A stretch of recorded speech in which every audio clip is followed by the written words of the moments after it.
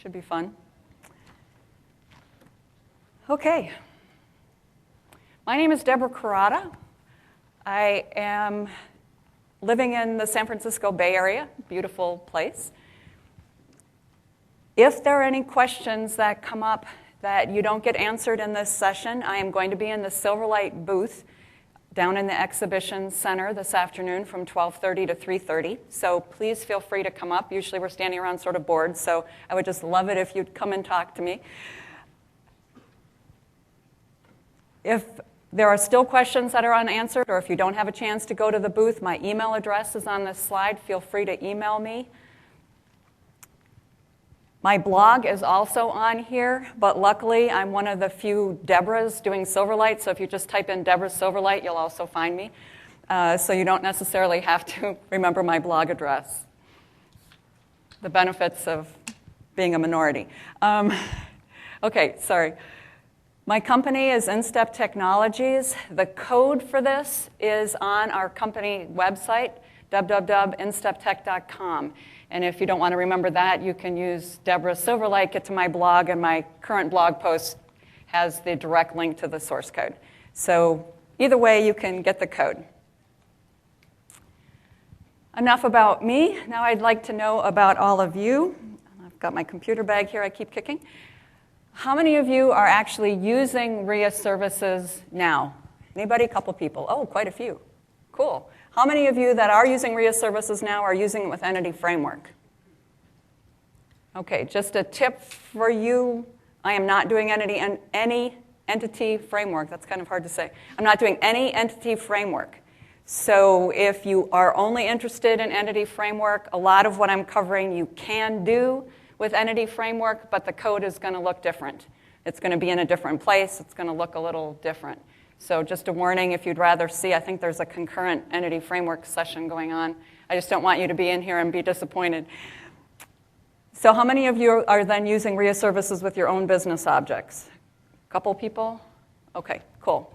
Well, that's what we're going to be doing in this session. How many of you are just getting started, just kind of evaluating basically the last 2 points? Pretty much everybody else? Okay.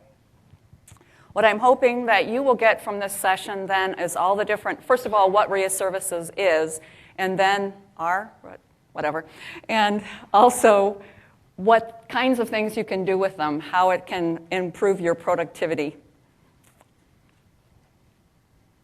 So this talk is an overview of RIA services, what it is, why you would want to use it, why you might want to use that instead of direct WCF. And then we're going to look at accessing your business objects with RIA services. We're going to look at 2 different approaches. One is the drag and drop approach, because that just demos so darn well. And then, of course, MVVM, because that's the way that you would probably really want to do it. So we're going to look at both of those. Along the way, we're going to cover lots of tips and tricks for working with RIA services, for setting up your business objects so that they work well with RIA services. We're going to cover also entity relationships. In SP1 of RIA services, Microsoft has really improved its ability to work with entity relationships. And by entity here, I'm not referring to Entity Framework entities, I'm referring to your business object entities. And we're also going to be covering validation, because most business applications really need to do a lot of validation. So we're going to start with a quick demo, just to kind of show the application that we're going to be working with. And to make it easily demonstratable, it's a single-page application. So what I have here is my customers on the left. I can also edit a customer. So I can do editing here. I can cancel. It has validation. So if I delete off the first name, it says, nope, it's a required field. I can cancel that. It's got cross-field validation. So the phone is set up such that I have to have both or I have to have neither. I can't just have one. So if I just clear one, I'm going to get a message saying both have to be entered. If I delete the other one, then it's happy. So I've got cross-field validation going on there. I'm going to cancel that. I also have a lot of relationships going on here. First of all, phone is a complex type. A phone is comprised of a description and a number. So Silverlight now, RIA services now rather, knows how to deal with complex types, and we'll see how that's coded. It also has a relationship between a customer and a set of invoices, which is what you see down here. And an invoice has a set of invoice line items. You'll see another relationship there. So we're going to be seeing how you can set up these relationships with RIA services.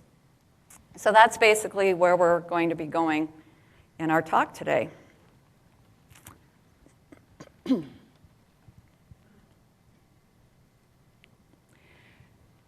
So we all know how Silverlight works, right? We've got a bunch of client machines out there, desktops, other web PCs or whatever. We have our client systems down here, these guys. And we have our website sitting somewhere with our Silverlight application on it. So the user down here clicks on a link, and it brings down the application. I spent a lot of time on that. I should actually quit my job and become an artist, yeah? Anyway, so if this is a business application, what's one of the first things it's going to want to do? It's going to want to go get data, yes? So it's going to try to do that, and no, it can't do that. The idea is that best practice is that you don't want your client application to necessarily just directly connect to a database somewhere. It instead wants you to use some kind of service on your website to talk to your database. Otherwise, you could have security issues and everything else. So the recommended practice is to have a WCF service there which will handle talking to your database. So your Silverlight application talks to a WCF service, which talks to your database, gets the data, and returns it. And that was actually the recommended practice. Microsoft saw this and saw that it was not good necessarily for all the developers to have to write all of the code to be able to do that. Hence the reason they introduced RIA services. So WCF, Windows Communication Foundation, RIA services, Rich Internet Application Services.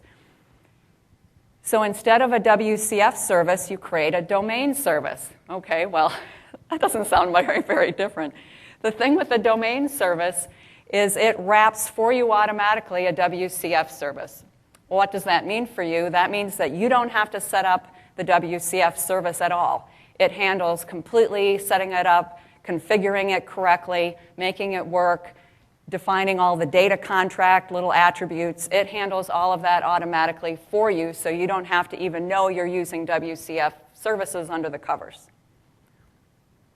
The other thing that you can do from this domain service is you can talk to your own business objects. So if you already have business objects out there that have important logic in them that you've already set up, you can leverage those. So if you have business objects that know how to retrieve the data, know how to save data appropriately, you can use those from your domain service. Now, you might have noticed from the wonderful animation that it also added business objects down here. Because the other really nice thing that RIA services does is if you have business objects, or you're doing entity framework, it will automatically create what's called a DTO, data transfer object, which is a copy of your business object properties into business objects on the client. So for example, if you have a customer class in your business objects already, maybe you have them, you're using a WinForms application or had a WinForms application or a web application, and you have these business objects, the tooling around WCF RIA services will automatically create a customer class for you on the client side.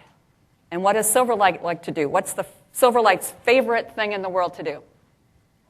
Binding. I heard that. Thank you. Silverlight's favorite thing in the world to do is bind to stuff, right? So by having these business objects then on the client, you can do binding because you have your customer object down there.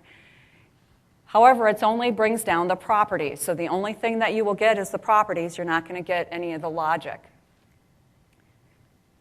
Okay, so that's what RIA services does. So basically, RIA services provides the tools to allow you to communicate with your business objects on the server from your client through WCF under the covers. It also lets you call what's referred to as non-entity methods in your classes. And POCO here is plain old custom objects or plain old CLR objects, depending on what you want to call them. It is not plain old C# objects, because you can do this with VB as well.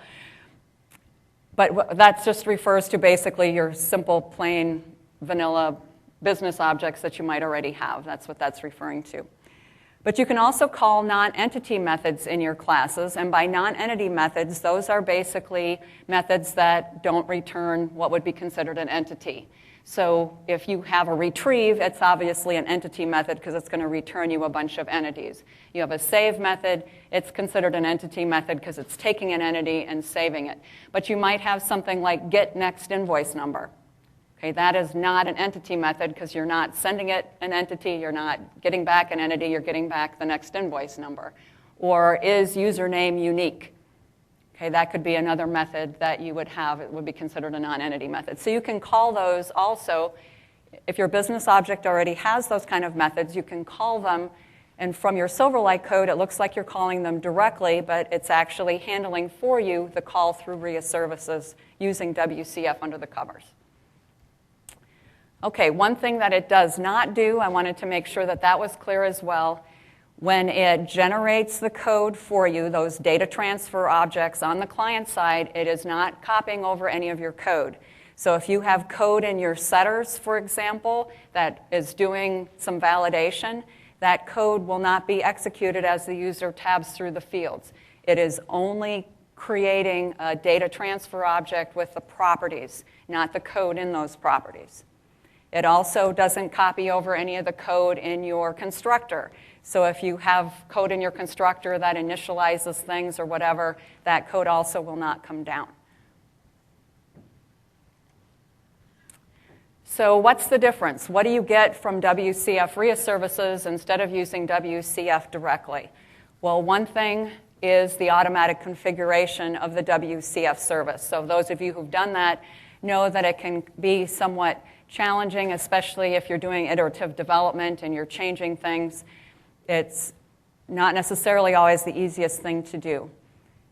It also auto-generates those data transfer object classes that match with your business objects, and they can be immediately bound to your UI, and we're going to do that in just a second here. If you have attributes on your business objects for things like validation, it will automatically copy those down. So even though it won't copy down setter code, it does copy down attributes, and we'll see that work as well. You can also have shared code.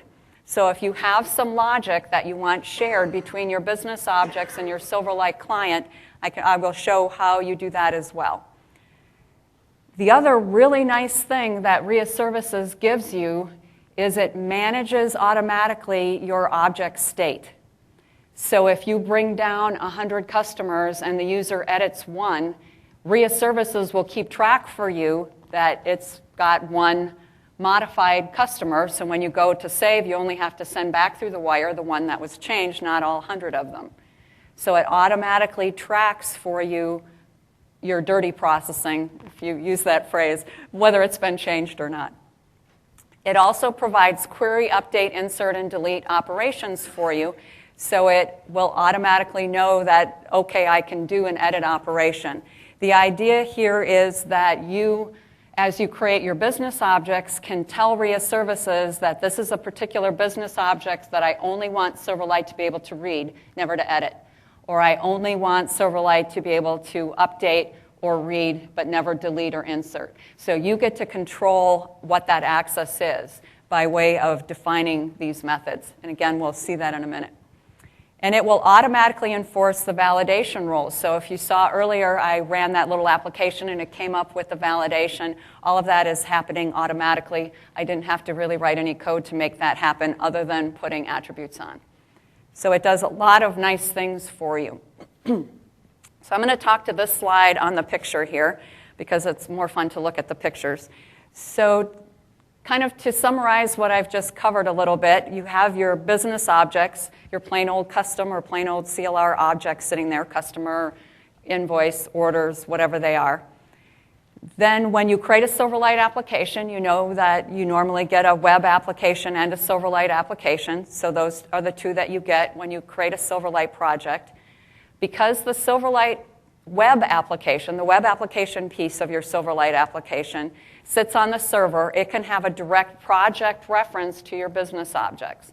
So you just set a project reference, and it then can access any of your business object code. The whole part that makes this RIA services is there's one little checkbox that you tell Silverlight, I want this to use RIA services, and then it knows to generate this custom code for you. Before I go into the demo, I just wanted to talk about how you get all of this stuff. And the absolute easiest way to get all of this stuff is to load on Visual Studio 2010 SP1. How many have SP1 on already? Almost all of you. Excellent. So then you have it. You have Silverlight 4, you have RIA Services, and RIA Services just recently came out with its SP1, and that's in Visual Studio 2010 SP1. So if you have SP1 on, you have all the technologies that you need for what I'm going to be talking about today. If you don't have SP1, the easiest way to get it all is to load SP1. But if you don't want to do that for some reason, you can load Silverlight 4 and RIA Services separately. You can just find the link on the internet. You might have noticed that my application also used one of those themes, that black and orange theme. So if you want to be able to run the sample code, you will also need to download the Silverlight toolkit where I got the theme from. It comes with controls and all sorts of stuff. If you're doing Silverlight, more than likely you already have that anyway.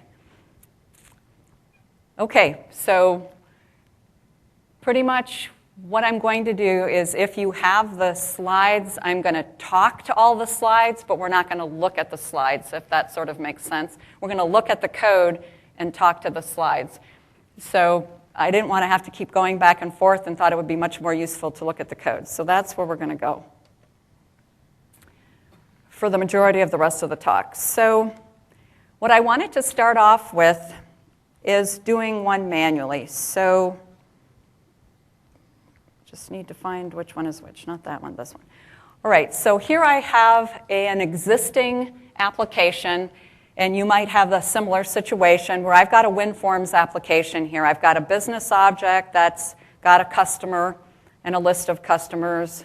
I've got my unit tests, I've got a database project, I've got a data layer. So I've got my business layer, BL is business layer, DL is data layer, and my WinForms application. So I can run this. And my goal here, see it's got this very exciting Windows Forms user interface. And my company has just decided that I want to put a Silverlight front end on this thing because I want to make it easier to deploy. I want it to look a little nicer. I want it to be up to date. I want to give the user a nicer experience. So how do we go about very quickly putting a Silverlight UI on the top of this? Well, the first thing that we need to do is go to our business object and add an attribute. Now, if this scenario doesn't fit with what you're doing, you still might want to consider building your business objects first so that you can unit test them separately from your UI. So hopefully you'd be able to follow a similar process even if you don't have an existing application. There is one attribute that's absolutely required for any entity that RIA Services is going to recognize, and that's called the key attribute. And that's right here. In order to get those attributes, you have to set a reference to system component model data annotations.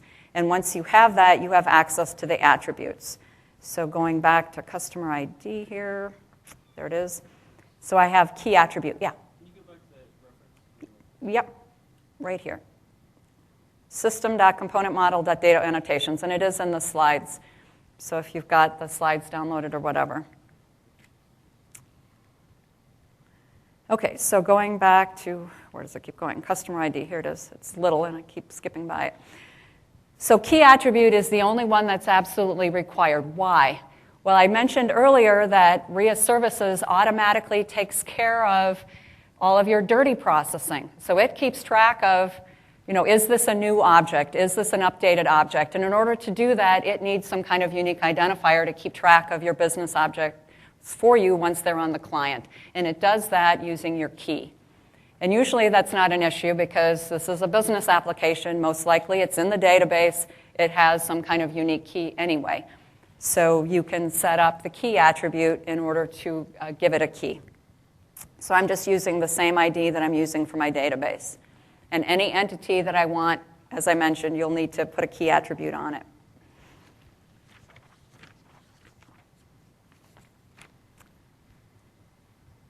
Once you do that, your business objects are basically ready to work with RIA services. So what we're going to do is go ahead and close that down, add a Silverlight project. So I'm going to say add new project. And this could be VB or C#. It works with both of them. I just did C#, ACM.SL. This is my Silverlight piece. So I put that in. Now the key here to make it work with RIA services is simply to check this little checkbox down here. As soon as I do that, I've enabled RIA services. So extremely easy. So that was it. Now, if you have an existing Silverlight application that you want to turn on RIA services for, you can do that too. There's simply a property in here, in the property page, WCF RIA services link, and all you have to do is tell it which web project you want it to link to. And that's all you have to do to turn on RIA services. Okay, so you can do it on an existing Silverlight application. All right, so all I'm going to do in this main page right now is just make this bigger because that's just way too small to work with. So we're going to make it 800 by 600. And then we're going to put it away for now.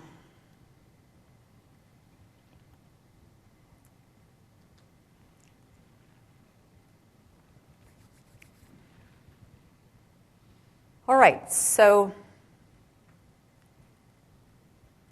what we're going to do is we're going to pick our Silverlight project and show all hidden files. And you notice I've got my bin and my OBJ here. As soon as I build this project,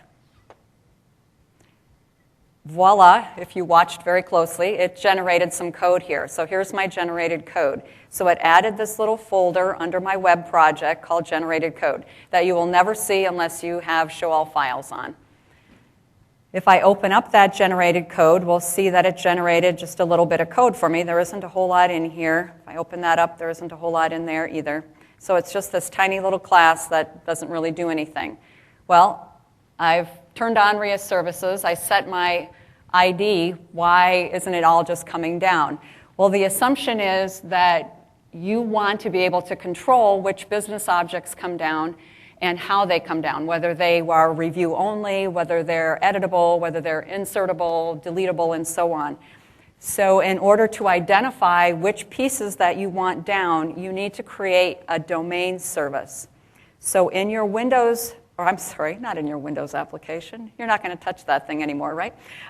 Anyway, so in your web application, you want to add a domain service class. So I'm just going to right-click on that, add new item, and the domain service thing is way down here on the bottom. Here it is, domain service class. And I'm going to call mine customer domain service because I'm just going to bring down my customer. And because the other things are related, they're going to automatically come down. And we're going to talk more about relationships in a little bit.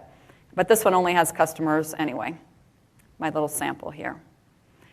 So then you get this dialog. The important thing is that this enable client access is checked because you want your Silverlight client code to be able to access this domain service.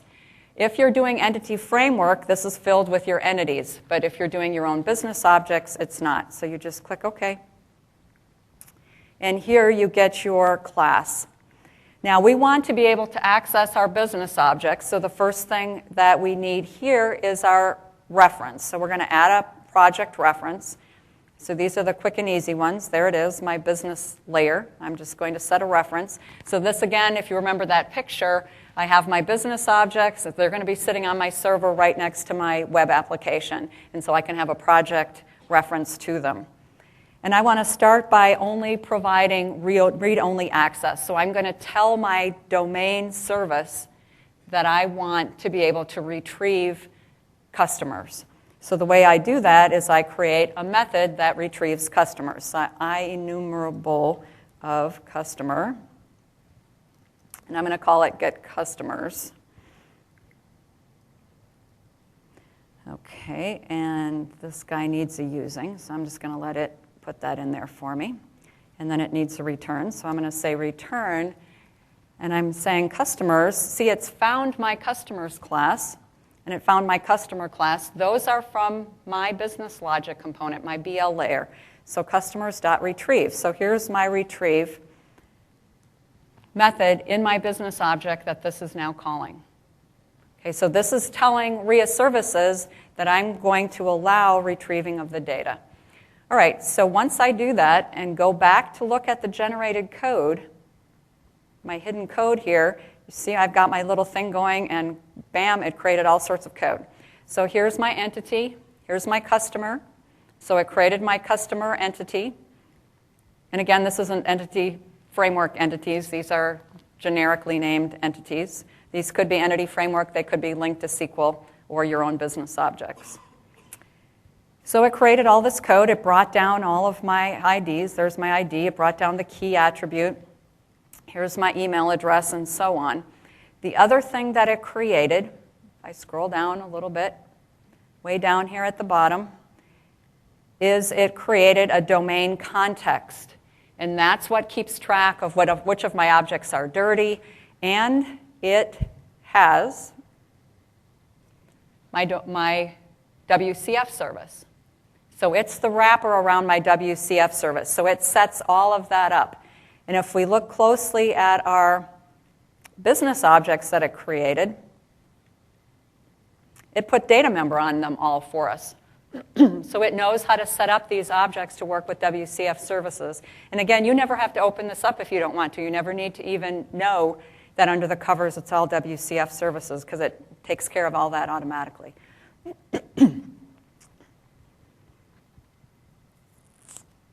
All right. So that's not very fun because we don't have a UI yet. So let's go ahead and create the UI. So I'm going to bring down my main page here. I'm simply going to go to, I'm showing the drag and drop approach first here, and we'll look at the MVVM in a little bit. So with the drag and drop approach, I just go to data, show data sources, and because RIA services defined this in Visual Studio knows about your customer domain context that it generated. So it put it in as a data source. So all I need to do is drag that on. So doesn't this demo nicely? Oh, no.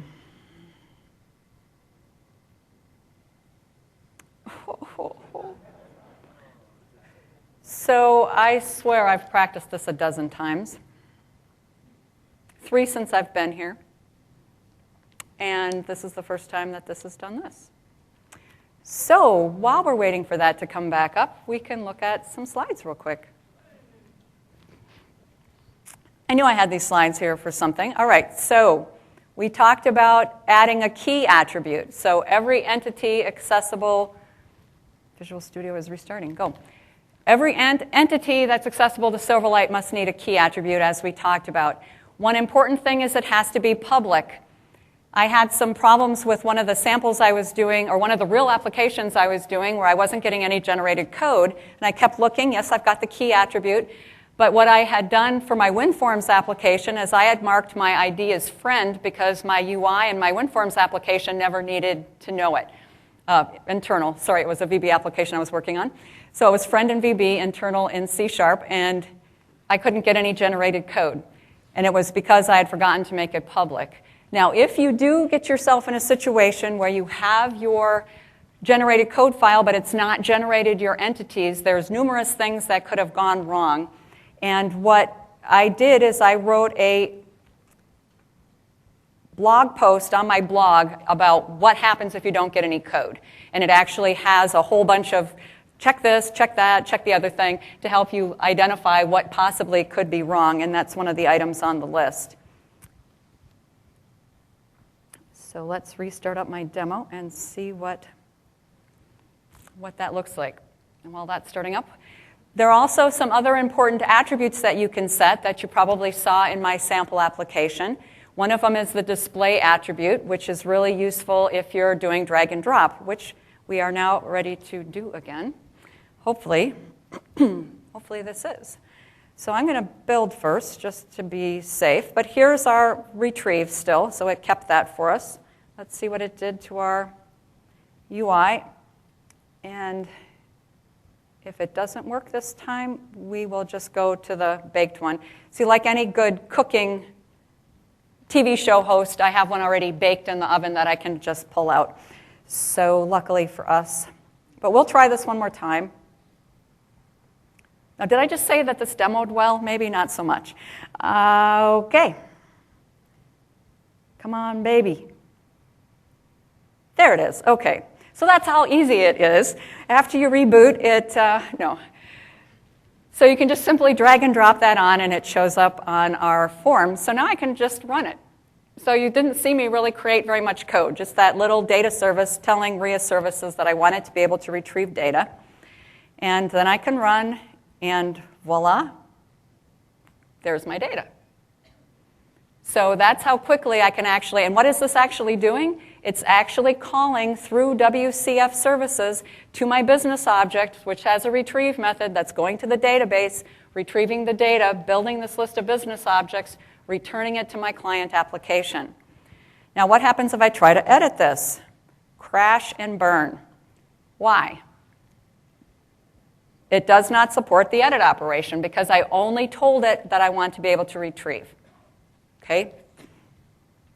So we would need to add an update method, but we're not going to look at this little drag and drop approach because in real applications, unless you're doing something incredibly simple, a little maintenance application or something, you probably want to use MVVM instead.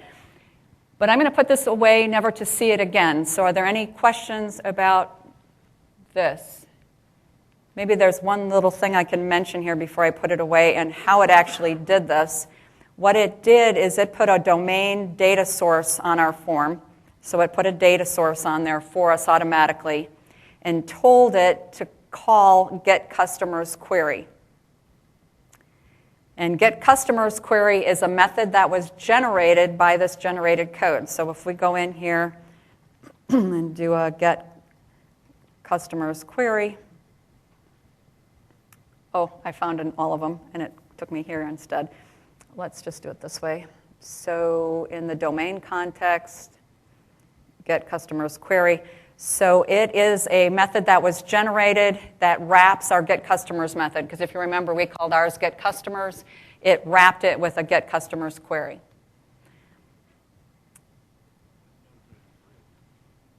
How did it know to? Because the question was, how did it know to put it in the grid? And that is because when I go to the data window,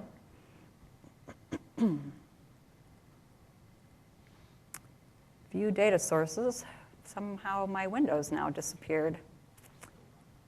This is, oh, I'm still running, thank you. I'm still running, hence the reason my data sources don't appear. Show data sources. The reason it knew to put it in the grid is because the default behavior here is telling it to put it as a grid. If I wanted it as a data entry form, I could pick a data form or just a regular details form. So this is all features of the data sources window. And here is how it knew. If I had a bunch of different queries, I could actually pick which one I wanted it to call. Okay, any other questions about this guy? And we're going to look at the MVVM code the rest of the time. All right, gone.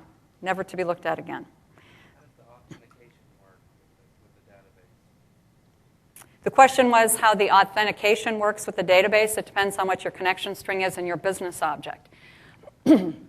Because it's using the business object to connect to the database, it doesn't worry about what your Silverlight is doing. Your business object is connecting. So for our applications, we have one standard connection string that we use to connect, and it's in the business objects on the server, so nothing needs to know about a password or anything. So it's secured by however secure your web server is. Can I access that domain service using any other web app, or it has to be consumed by Silverlight? The question was whether the domain service is accessible through any web app. RIA Services works with Silverlight. It does not know how to work with any other kind of web app that I'm aware of. I've not ever seen anything that demoed it or anything. I think the whole auto-generated code only generates code into a Silverlight project. But I have not ever really looked, so if it does anybody know, contrary to what I know? Yeah. There's an option to click on OData. Yes, there is an option to click on OData. If you use OData, then you can use it for anything. There's your answer. Thank you very much. I appreciate that.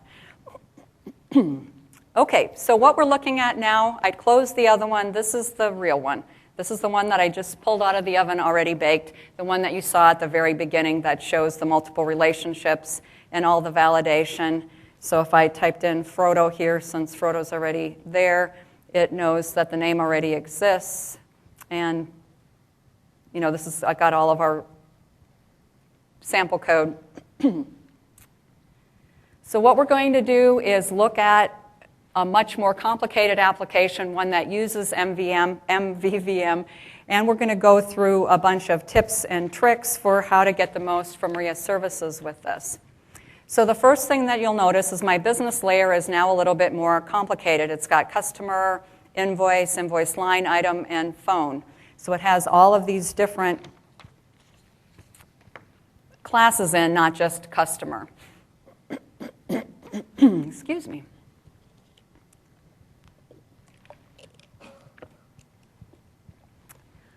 Okay, and as I was saying in the slides before we went back to the code, is that there are all sorts of other attributes that you can use. One of them is a required validation kind of attribute. There's also a string length attribute. There's also a display order attribute. The display order identified the order that it appears when I use the drag and drop. So if I'm never going to use drag and drop, I don't need to use the display attribute. I could just skip that. The required field, though, by putting that on there, it is defining validation for this field, as is the string length. Because normally in your database, you have a maximum length for any string field, so you don't want to have the user put in more than those number of characters. So those are some of the useful attributes that you can put on your code. And you'll notice that RIA services then in the generated code, we're going to look at the generated code for this down here. It actually generated entities for my customer, my invoice, invoice line item, phone, and it created my domain context. So if I go to my customer and I look at name, first name, past it, there it is, that it actually brought down automatically for me my attributes. So it handles all of that validation. What if you don't want to garbage up your business objects with all these attributes? You don't want to put all these attributes in your business objects. You want to have them somewhere else. Well, then you can create what's referred to as a metadata class. So by my convention, I put the metadata on as the suffix, but you can call it anything. Here's my customer metadata class, and what you do is you put the short version of your properties on there, the auto-implemented property, and then your attributes. And the property names have to exactly match the other property names in the customer class. Then the only attribute that you need in customer is to hook that metadata class actually to the customer. So that's done right here. Customer metadata type of customer metadata. So that's the class name for that piece. Now, in my example, I've got some one way, some the other way. You wouldn't want to do that in your real application. I wanted to do that so I could show you how how to do both ways. But you're going to want to pick a way and stick with it, because otherwise it's going to be really confusing with some of your attributes in one file and some of them in a different file. But you could. I mean, it works. Another tip that I wanted to mention is something called the exclude attribute. There might be properties in your business objects that you have, especially if those business objects are used by WinForms or WebForms applications. You might have some properties that you don't ever want Silverlight to have. You don't want them to have ever access to those properties.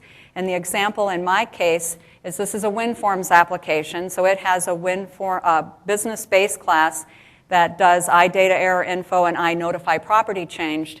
but it doesn't do it the Silverlight way, it does it the WinForms way. And so it has all the iData error info features to make the error provider work correctly. If you've done WinForms, you know what I'm talking about there. But just as an example, I never want the WinForms error property to ever show up in Silverlight. So I'm actually going to use the exclude attribute, and that property will never come down. One thing about the exclude attribute, though, is it is in a different namespace. It is not in data annotations. It's in system.servicemodel.domainservices.server. So in order to get that exclude attribute, you need to set a reference to that as well. I'd mentioned earlier that you are able to share actual business logic, to share code between your business objects and your Silverlight application. So the next thing I want to do is show that. So I have phone.shared. What I have in my customer object, let's get rid of this thing, is I have phone info. You saw my phone info, and RIA Services SP1 now supports LMNOP, phone info, here it is. RIA Services SP1 now supports something called a complex type. So my phone info is actually not of type string or integer or whatever. It's instead of type phone, and phone is comprised of a name for that phone number and the phone number itself. And you can use this for things like address. So you probably already have an address class that knows about street, city, state, zip, or you might have even a name class that knows first name, last name, prefix, suffix, all of that stuff. So whatever other support classes that you have that define custom types, RIA Services now understands them. But what I wanted to do for this is I wanted to have some more advanced validation. I didn't want single field validation. I wanted cross field validation. And so I wanted to have a custom validator. And my custom validator, I wanted that same code to be both written on the client to work with the custom validation, or available to the client, but also on the server, on my business object. So in order to have any shared code, all you have to do is put the shared keyword between the class name and the suffix, between the class name and the VB or the CS. When you put the shared keyword on there, if you're doing RIA Services, it automatically copies it down to your client. So here's my Silverlight. It automatically copied it there. I didn't do anything other than name it shared. So the code I put in here is the validation code. So it's called phone validation, and it has is phone valid, and it's checking to see that either they're both empty or they're both filled, because just one or just the other is invalid. Okay? Now, the important thing when you're doing these shared classes is that you don't put any code in them that Silverlight cannot understand. Because as you know, Silverlight is a subset of the entire .NET framework. So for example, you can't put ADO code in there. You can't connect to the database from there. So you need to stick to standard types of code and look carefully at anything special if you're referencing some kind of more arcane library that might not have been used in Silverlight. So one tip on that. All right, let's talk about enums. A lot of code uses enums. And as we know, there are two ways to work with enums in your projects. One way is to put them in your namespace external from your class. And so I've got my customer types here, unknown, corporate, education, government, and so on. Another way to do an enum is nested inside your class. So I don't know which way you guys usually use these, but both ways are valid. And I called this one customer types 1. If you have an enum of that, or a property rather, of that enum type. So for example, I've got a customer type here of this enumerated type, and I've got a customer type 1 of this enumerated type. Silverlight will only pick one of these. Let's go peek at which one that it picked. Do you want to guess? If we look at our generated code, we'll see that it only picked up customer type and not customer types. Or, I'm sorry, it picked up customer type, not customer type 1. So if we look at our code here, we'll see it picked up customer type. It did not pick up customer type 1. The reason for that is RIA Services only knows about enums that are external from our class. So it will not pick up any enum or any property that refers to an enum that's nested. And if you happen to notice my error list at any point, you'll see I actually have a warning down here, and that's what it's telling me. It says that customer type 1 will not be generated because the enum type is nested. Okay, so it actually gives you a little help with that one. Okay, the last tip that I have regarding our business objects before we start looking at our Silverlight code is resource files. When we look at our customer class and we go back to our first name property, EF, here it is, we notice that I hard-coded in my string here. In a lot of applications, you need to be able to be localized, and so you don't want to hard-code these strings in. You instead want to use a resource file. So I created a resource file, and I only hooked it to one property. Again, you're going to want to do all or none usually. You're not going to want to just do parts, but I did it to show both ways. So I have my validation for customer last name length and for last name required. And it says, please enter the last or family name, because in some countries they don't refer to it as a last name. And then if I go to the last name here, my required attribute uses that resource type validation error resources, which is the name of my resource file. And then this is the name of my resource string. So I'm doing that both for string length and required. Now the trick is, how do you get that file down to your Silverlight client? And the way that you do that is through linked files. So I've already done this, but I'm going to show how to do it anyway. So I go to resources, and I already have my files linked. You can tell by the little link icons. But if I hadn't done this already, you say add existing item, navigate to where these things are. They're in my business layer, my resources. I want to take both the designer and the resource file and do add as link. This guy down here, add as link. Can you see that? Let me move that up a little bit. Oh, that didn't help. There we go. Add as link here. Now the other thing that's a little messy with that is my resources are in acm.bl.resources. So where is it going to go try to find it when it's looking for it in the Silverlight project? It's going to look in acm.bl.resources. Where is it? It's in acm.silverlight.resources, and it's never going to work. And you can Google a long time, at least I did, and what am I going to do about that? Well, you have to know the hidden handshake for this one. And I wrote a blog post on it so that you all don't have to spend, oh, I just said it. You all do not have to spend as much time as I did trying to find this.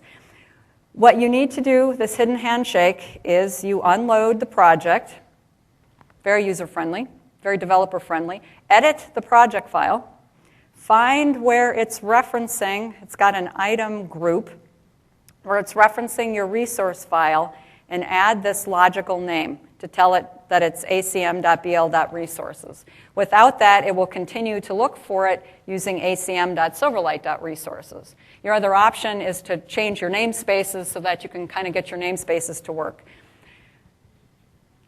I have step-by-step instructions for how to do this, so you don't have to try to write that down. It's also in the slide. I've got a copy of the code in the slides. All right, so that's tips and tricks for working with our business objects so that they play really nicely with RIA services. But now we're going to go look at our Silverlight code, so we need to reload that. Now I mentioned that this was using MVVM. So if we look, I've got my model and my view down here and my view model. So if you're not familiar with MVVM, it's model, view, and view model. So model is the actual data transfer objects, your data. Your views are your UI, and the view models are what hook the two of them together. The idea is to minimize how much code you actually have in your views, to make your view models much more testable. Okay. I already have generated code. that has all my models in it.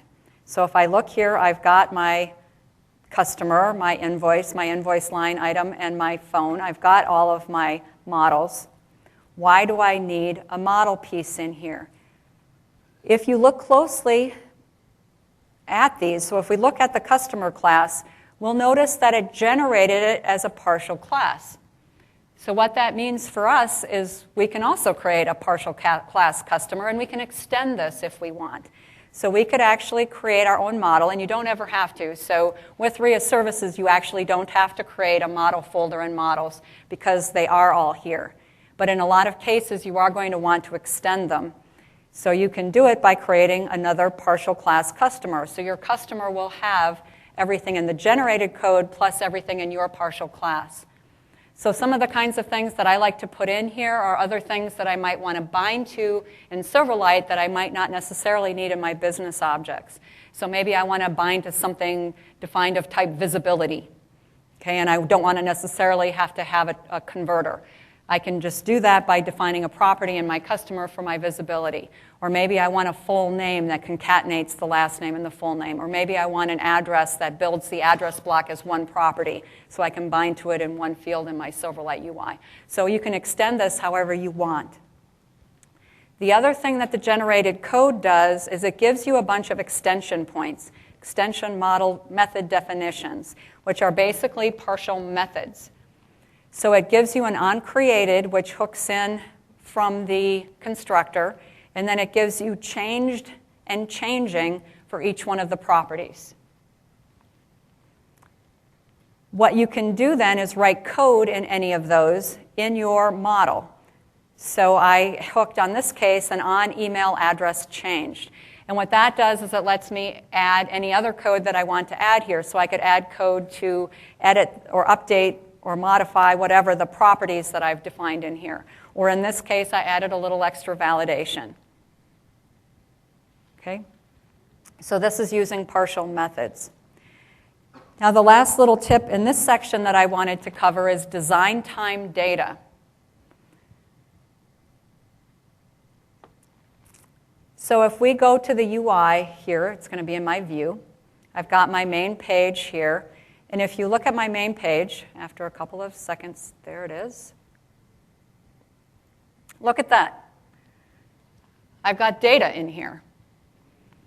Okay, now the data in the first part, text boxes, is not all that necessary. But having it in the grid is really useful because otherwise what do you see in your grid? Just the headers. You don't get to see how it's going to look. So without even running the application, I can look at this and go, oh, maybe I should center that date column. Maybe I should format that invoice amount to be currency. Maybe I should center that number of line items. So without even having to wait for the running whole thing, or if it's a big app, I might have to navigate while I'm running to find the right page. I can look at it all right here. So how did I accomplish this? What I did is I defined my view model namespace in my XAML directly. So here in my XAML, I've got the namespace for my view model, ACM Silverlight view models. And that's where this is, ACM Silverlight, and my view models right here, customer view model. Then directly in my, okay, so this is a user control. Directly in my XAML, in my user control data context, I'm telling it that I want an instance of my customer view model, which is the name of my view model over here. By doing that, when the XAML loads, it creates an instance of my view model. So as the designer loads, it creates an instance of my view model. At runtime, it creates an instance of my view model. So it creates that instance both times. That means that if you want to load your data in code in your constructor, and that code goes and touches RIA services, you're going to crash and burn. Because your designer can't go access RIA services. So how did I make this work? This obviously isn't crashing. In my view model, in my constructor, I call a load data method. And in that method, it checks whether it's in design time. And if it's in design time, it loads the design time data Otherwise, it calls my RIA services load. So here I'm creating a customer domain context. I'm loading the data asynchronously. And again, I'm calling that get customers query just like the drag and drop automatically did for me, and now I'm doing it myself. And it calls then on customers loaded when the load is complete. Okay, so it's really important that if you're going to use this technique, that you have this if logic in here, because without it, the designer is going to try to execute that code and be very unhappy. So how did I load this design time data in? Well, I have those DTOs, data transfer objects, so I simply created an observable collection of them, created a new customer, set it a bunch of properties, including a new phone, and added some invoices. And it actually, runs all of this code in the designer, so I can see my design time data. Okay, some tips on the domain service class. So we saw in the quick and dirty domain service class that I had added a retrieve. And this one I'm making a little bit fancier because I wanted these in order, so I added an order by Lambda expression on here. There are other methods then, as I mentioned. If I wanted it to be updatable, I have to have an update. So here's my update, and I'm updating a customer. If I want an insert, here's my insert. And then if I want to save, I can override persist changes and call my own save. So this is the save from my business objects. So it's actually going through WCF under the covers up to call my business object save. So whatever logic that I have in there, that has all of the ADO.NET code and is saving it to the database using a stored proc. Okay? So how did RIA services know that this was a retrieve? How did it know that this turned on the retrieve? How did it know that this turned on an update? It does it one of two ways, either by convention, by the way I have named it and the signature I've used, or by attributes. So this knows it's a retrieve because I prefaced it with get. I could also have prefaced it with retrieve or several other ones that I always forget. Get, fetch, query, retrieve, or select. And you can look those up because I never remember what they all are. Or you can pick one and just stick with it. And the signature has to match, meaning I have to return either a single customer or a set of customers, either I enumerable, I queryable. How does it know it's an update? Well, it has to be prefaced with update or modify or change. And it has to take a customer as a parameter. Now, what if I don't want to follow these conventions? I could name it Deb's method, and then I can simply use update. And then it will know that I'm allowing updating in my Silverlight data. Okay?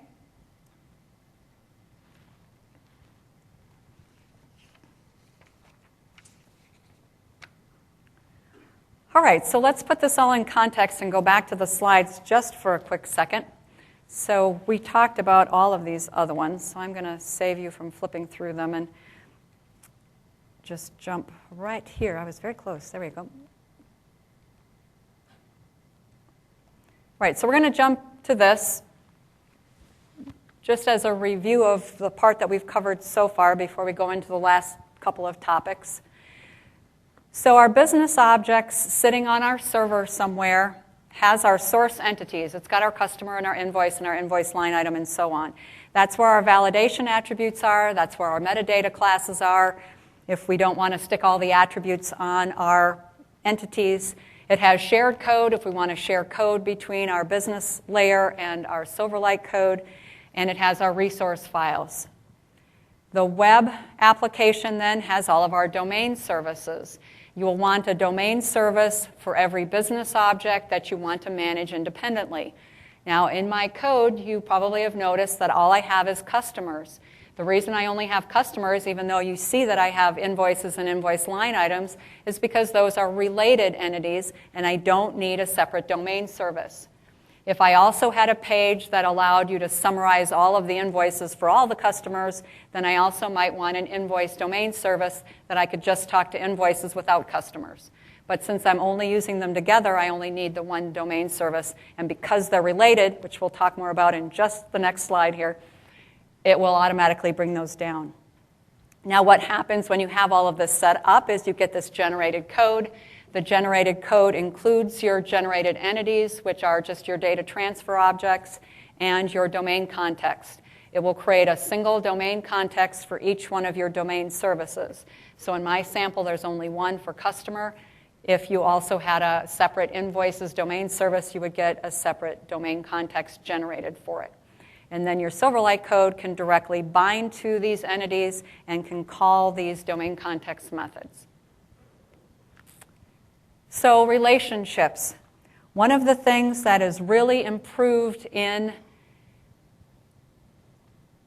RIA Services SP1 is the ability for it to manage relationships. It could do some of this before, but it's really better now, especially the complex types. So I mentioned complex types before. It's what we did with the phone number.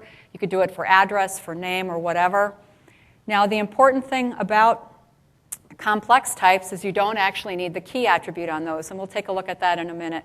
The other two kinds of relationships are associations and composition. The difference between association and composition is whether the child is dependent or independent.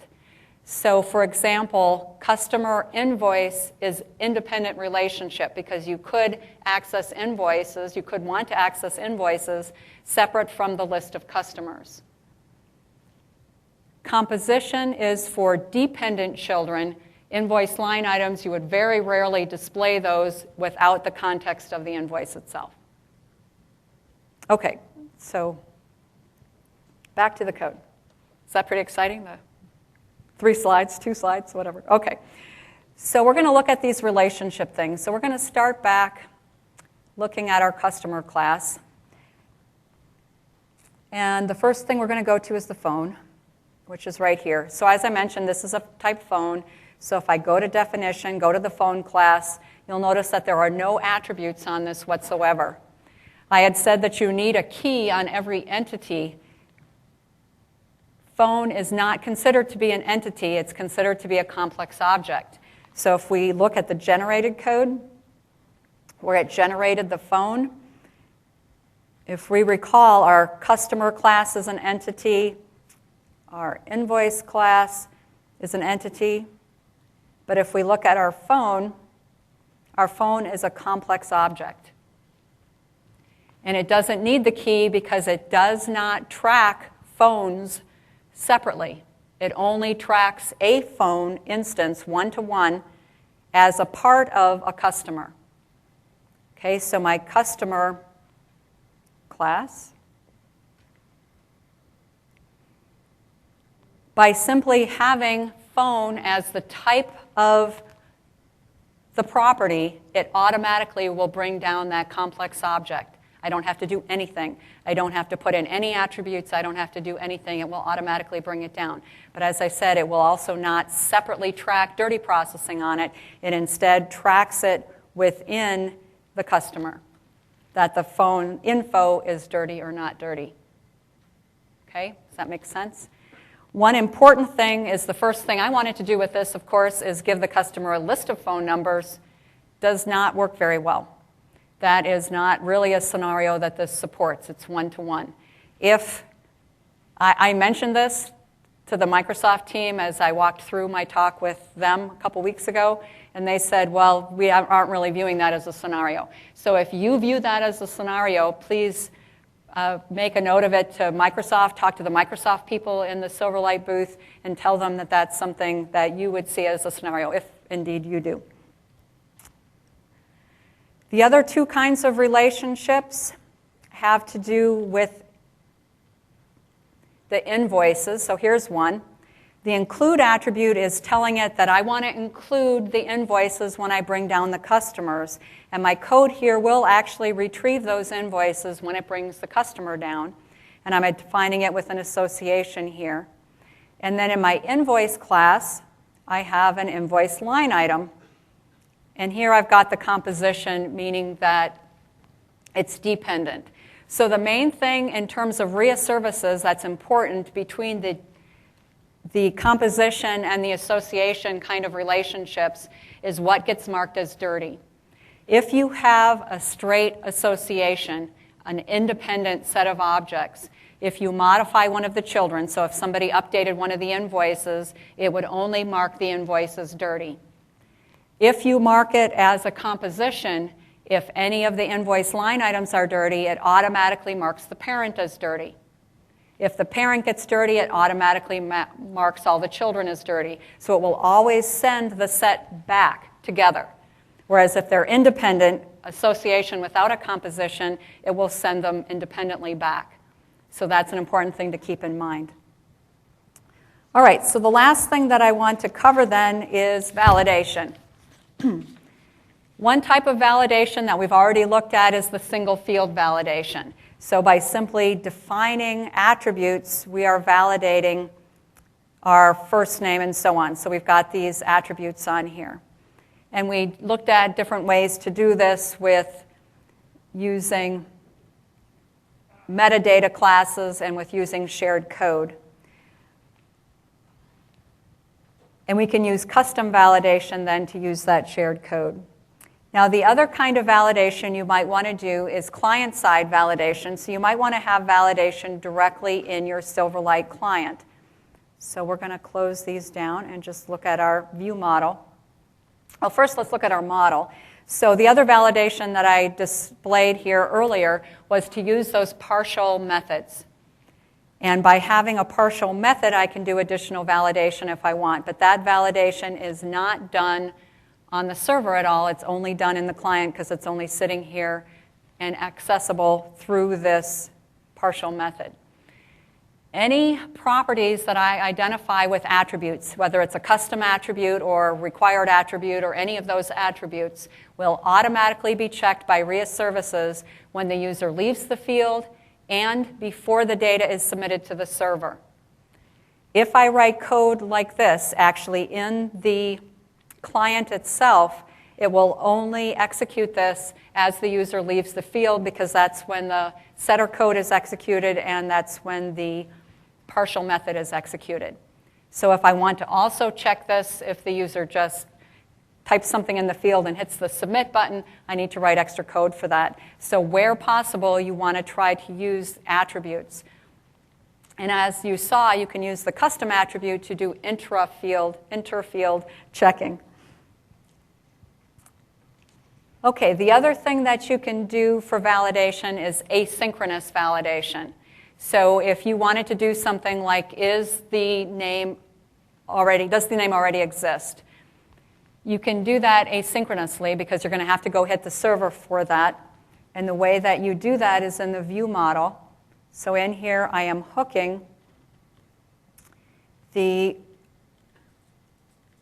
customer property change. So on a customer property changed, whatever is changed for the customer, it looks to see if it's the last name or the first name. And if so, it actually calls asynchronously is name duplicate. And what that is that's a method in our domain service class, which then turns around and calls our business object method. I'm calling this asynchronously, so when it comes back, if the value is true here, it creates an error. And one tip that I wanted to point out is wherever possible for your validation, if you're going to do any of your own validation in the client, to use validation result and the built-in validation errors collection. The validation errors collection is very new, and so you'll find a lot of examples on the internet that show you, this much code to build your own validation errors collection. I just watched a video on my way over here. I wanted to see what other speakers were saying about this, and the speaker spent about a half an hour showing you how to build a nice validation errors collection for your Silverlight application. If you're using RIA services, you don't need to do any of that. They have a built-in one. And if you look at this, it's actually built in off the entity. So you can see that it says entity.validation errors. So it's built right as part of the built-in entity generation that it's done for you. So I can simply create a new validation result add it to the list of validation errors, and it will automatically show up as you saw when I ran it earlier.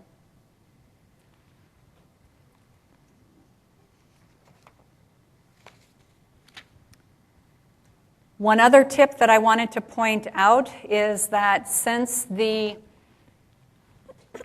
complex object stuff is relatively new, it also has a few flaws. It does not correctly automatically validate as you move out of those fields. It only does the complex object validation when you submit to the server. So you need extra code if you actually want it to also validate as the user leaves out of the field. So I am just calling that same shared isPhoneValid method in order to do that. So a couple of tips there. Alrighty, so let's finish up with some very exciting slides. All right, so we already talked about all the validation stuff. And this was the tips that I just mentioned. So you can decorate your plain old CLR or plain old custom objects for use by Silverlight. So if you already have business objects, you can leverage them. You can access then your business objects through a set of domain services. You can access those domain services through the generated code on the client, so your Silverlight client stuff can bind. We covered a lot of tips and tricks. We covered options for validation. We looked at how entities relate. How many of you saw something today that you didn't know and learned something out of this session?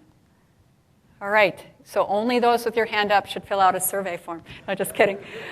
So have a really good lunch. Have a good rest of the day. Come see me at the booth. Thank you so much for coming.